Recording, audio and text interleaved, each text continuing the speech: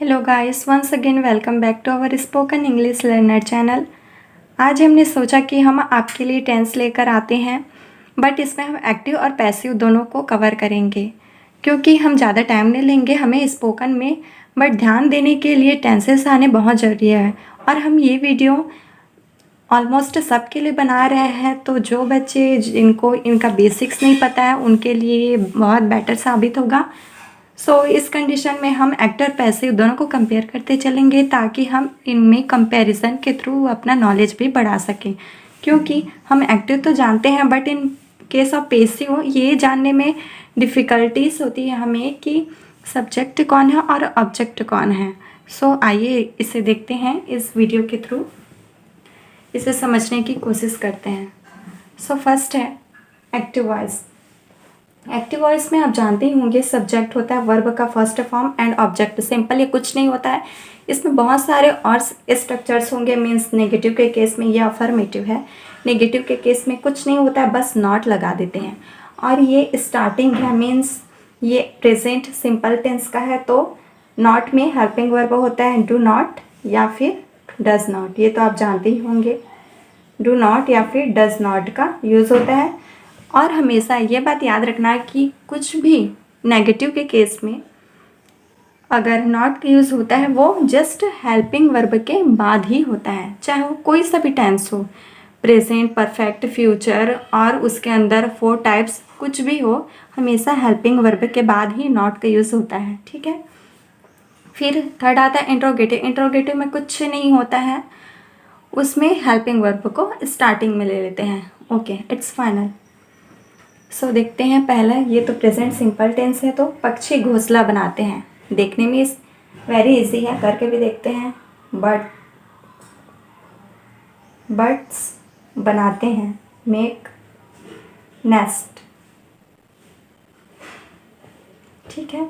But यहाँ पे क्या बोल रहे हैं, पैसिव के केस में क्या होता है, स्ट्रक्चर देखते हैं, सब्जेक्ट या फिर ऑब्जेक्ट। ऑब्जेक्ट को मीन्स ऑब्जेक्ट यहाँ पे जो है उसको हम फर्स्ट में ले लेते हैं। इसमें ऑब्जेक्ट इज एम आर, इसका हेल्पिंग वर्ब क्या है, इज एम आर है हेल्पिंग वर्ब, प्लस वर्ब का थर्ड फॉर्म एंड ऑब्जेक्ट है। हमेशा इसमें याद रखिएगा, पैसिव के केस में सारे टेंस में वर्ब का ओनली थर्ड फॉर्म ही यूज़ होता है, वर्ब का ओनली थर्ड फॉर्म ही यूज़ होता है। I am repeated here.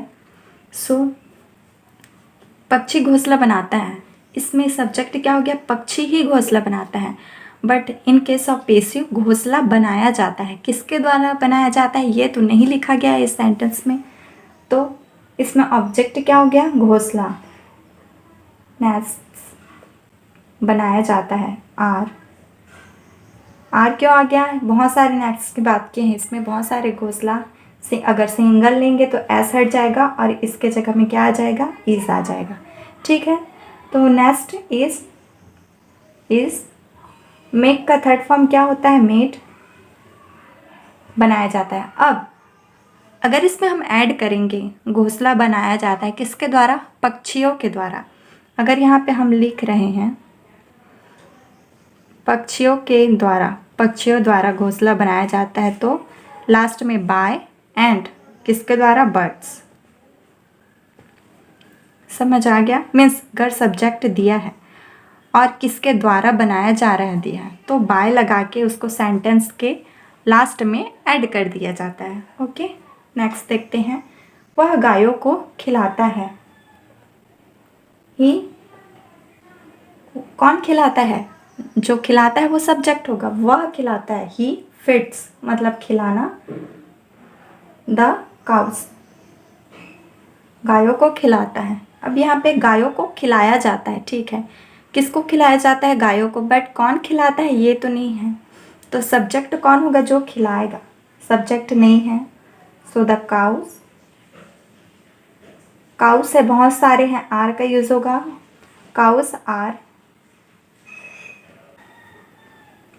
अब किसके द्वारा खिलाया जाता है, अगर आप लिखना चाहें तो बाय हिम डाल सकते हो, बाय हिम।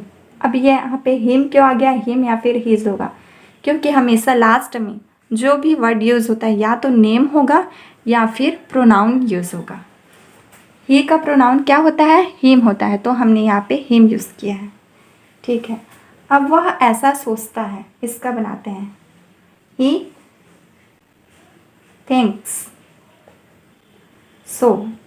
एस क्यों डाले हैं? क्योंकि ये सिंगुलर है। सिंगुलर में हमेशा एस डाला जाता है सिंगुलर के केस में,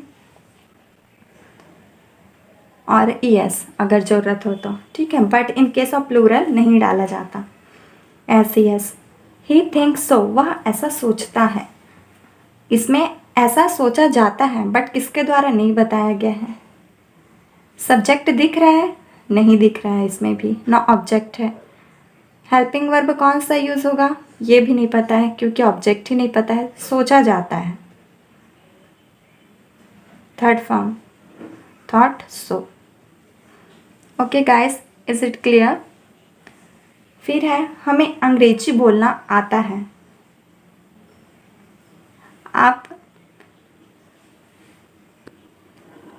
इस चीज़ को ऑब्वियसली ध्यान दे रहे होंगे कि हिंदी सेंटेंस के एक्टिव केसेस में सेंटेंस के लास्ट में ते है, ता है, ता है, आता है, ती है, जो भी है, ता है, ती है आ रहा है। But in case of passive जाता है, जाती है, जाता है, जाता है, जाता है, जाती है, जाते हैं, ये आता है।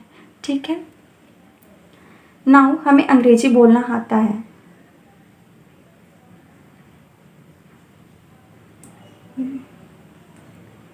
We know to speak English। हमारे द्वारा, यहाँ पे द्वारा आ गया, लास्ट में बाय का वर्ड यूज़ करेंगे और इसको डाल देंगे। पर अंग्रेजी बोला जाता है, ऑब्जेक्ट क्या हो गया? किसके द्वारा बोला जाता है ये नहीं पूछा है, बस बोला जाता है। तो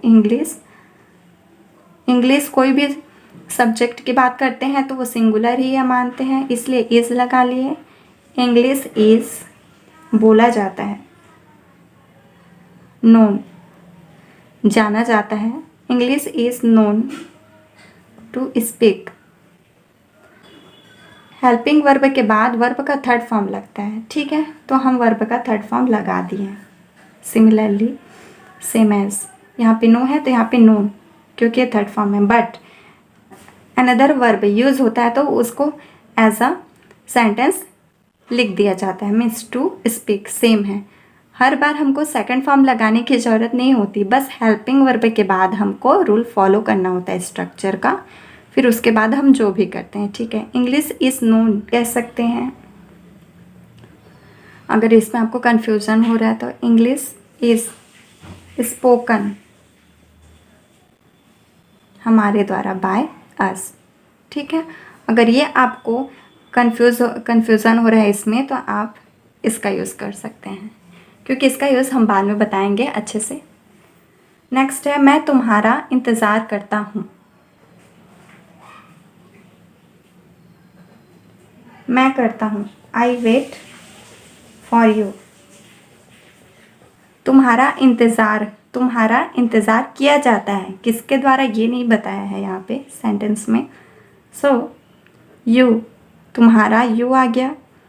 यू के साथ कौन सा यहाँ पे प्रोनाउन लगा सकते हैं जिसके द्वारा इंतज़ार किया जाता है। फिर है वे कड़ी मेहनत करते हैं, दे वर्क हार्ड। सिंगुलर में होता है he, she, it, name, something, and plural के केस में होता है। ठीक है, सो नेक्स्ट देखते हैं हमारे द्वारा कड़ी मेहनत की जाती है। ठीक है, वे कड़ी मेहनत करते हैं, कौन करते हैं? वे करते हैं। बट यहाँ पे द्वारा को अगर छोड़ देंगे, द्वारा जब भी आएगा किसी भी सेंटेंस में उसको लास्ट में बाय करके प्रोनाउन के यूज़ में हमें सब्जेक्ट को यूज़ करना है। बट अगर ये दोनों नहीं होते तो कड़ी मेहनत की जाती है। क्या की जाती है? मेहनत।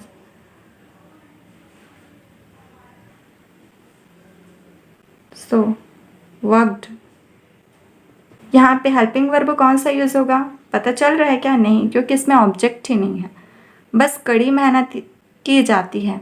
ये तो ऑलरेडी वर्ब है, तो वर्ब का हमने, या फिर इसे हम कैसे लिख सकते हैं? कड़ी मेहनत की जाती है, हार्ड वर्क की जाती है done, do did done third form by us. ठीक है, okay guys, let's see on the next video. Till that just keep